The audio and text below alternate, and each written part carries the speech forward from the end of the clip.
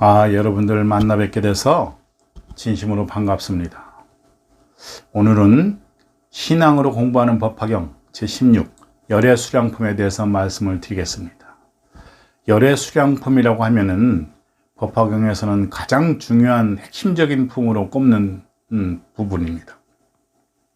부처님께서 이제 그 일대사 선언을 하십니다.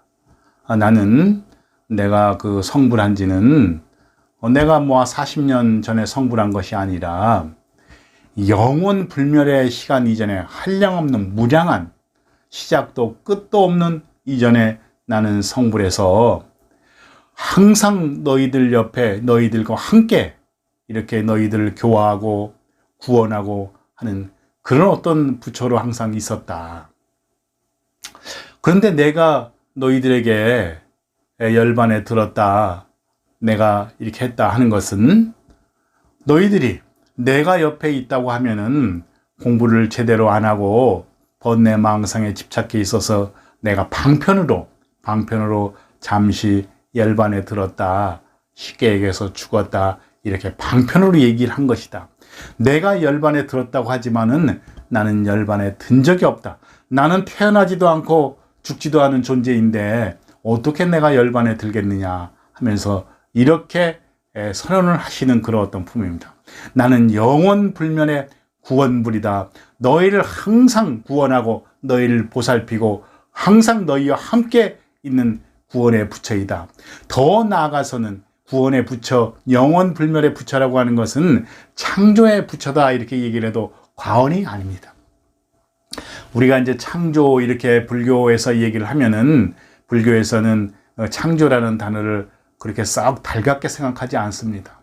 왜 그런가 하면은 불교는 이제 불이법, 너와 내가 둘이 아닌 그런 어떤 불이법을 공부를 하기 때문에, 왜 그런가 하면은 우리가 집착하고 번뇌하고 망상해서 괴로움에 빠져 있기 때문에 우리가 둘이 아니다, 불이법이다, 이렇게 얘기를 하는 것입니다.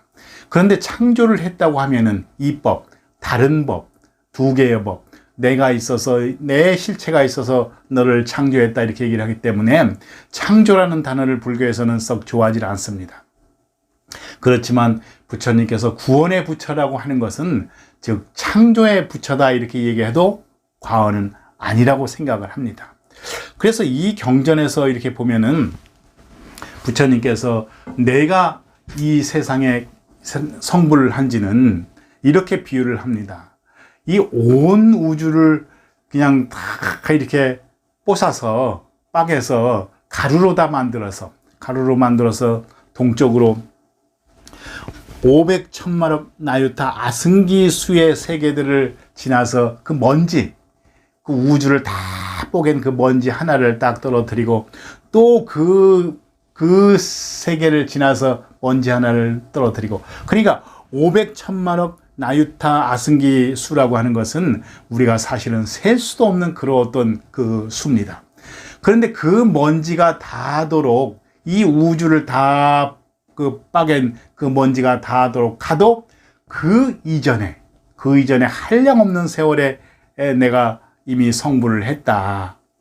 그러니까 그 얘기는 경전에서 말씀하시는 얘기는 나는 시작도 끝도 없는 부처이다. 내가 근본의 부처이고 본질의 부처이다.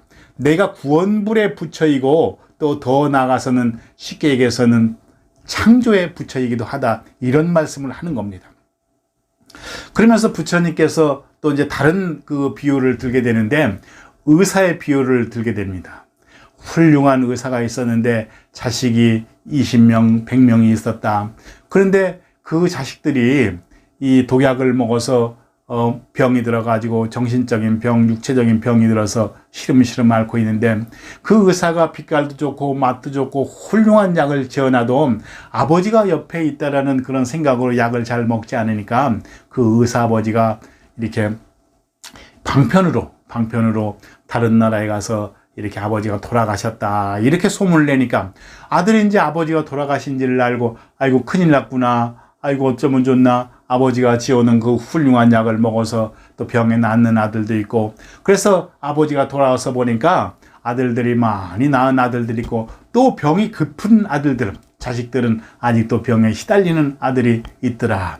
이것이 내가 너희들에게 거짓말을 한 것이냐? 너희들을 구원하기 위해서, 너희를 구제하기 위해서, 보살피기 위해서 내가 방편으로 이렇게 얘기를 한 것이다. 이러면서 부처님께서 우리가 이렇게 열반에 드셨다, 한 100년, 80년 사시다가 열반에 드셨다 하는 것은 내가 그것이 진실이 아니고 너희에게 방편으로 하는 보여주는 것이다.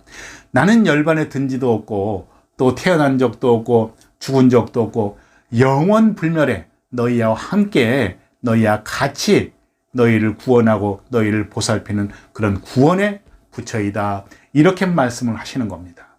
그래서 사실은 우리가 법화신앙이라고 하는 것이 이 열애 수량품에서 이렇게 발생을 하게 됐는데, 이 법화신앙, 불교신앙이라고 하는 것은 우리가 신앙 이렇게 얘기를 하면은 내가 여기 있고 또 밖에 저 흠숭한 존재가 있어서, 흠숭한 부처님이 계시고 흠숭한 하나님이 계시고 흠숭한 신이 있어서 그 밖에 있는 흠숭한 존재를 믿고 따르고 의지하고 배우고 또 기도하고 빌고 하는 것을 우리가 신앙 이렇게 얘기를 합니다. 그래서 불교신앙이라고 하는 거, 법화신앙이라고 하는 것도 우리가 현상을 살아가는 우리 대중들에게는 굉장히 중요한 그런 어떤 부분이 되는데, 우리가 그 불교에서는 본질에 대한 거, 공에 대한 거, 제법 실상에 대한 거, 이런 근본에 대한 공부를 많이 하긴 하지만 왜 그런가 하면은 우리는 현상 세계에 많이 젖어 있고 집착하고 있기 때문에 이 불의의 법, 둘이 아는 그 본질의 공부를 하는 겁니다. 그래서 본질과 현상이라고 하는 것은 절대 다른 것이 아니고 본질이 중요한 만큼 현상도 중요한 것입니다.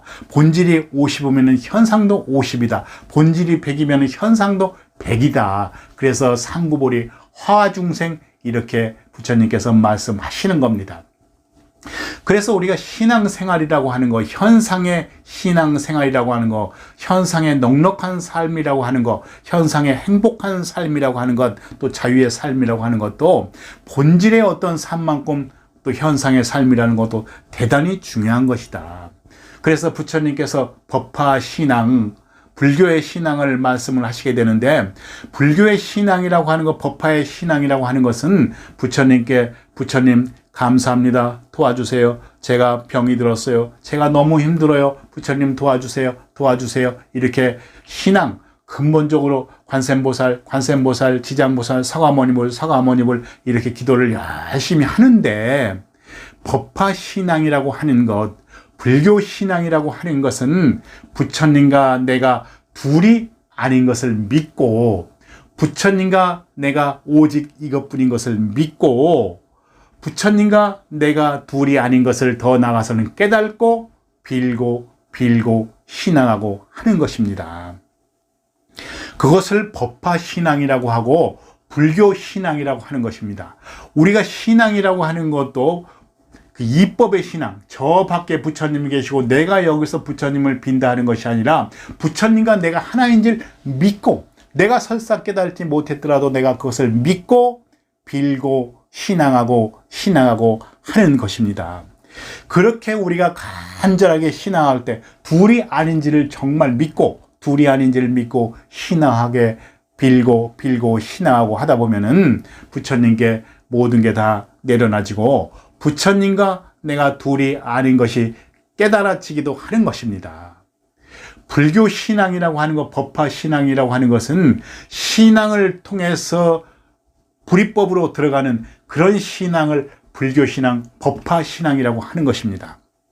그래서 여러분들께서도 이 현상의 삶, 우리 그 일상의 삶도 대단히 중요하다는 것을 아시고 또 이렇게 기도 열심히 하시고 둘이 아닌지를 알고 부처님과 내가 이렇게 말하는데, 듣는데, 얘기하는데, 보는데 같이 부처님과 함께 하신 줄 알고 부처님께 기도하고 간절히 빌고 원하고 기도하시길 바랍니다. 그렇게 해서 이 현상의 삶 속에서도 정말 행복하고 안락하게 사시고 더 나아가서 대자유의 삶을 사시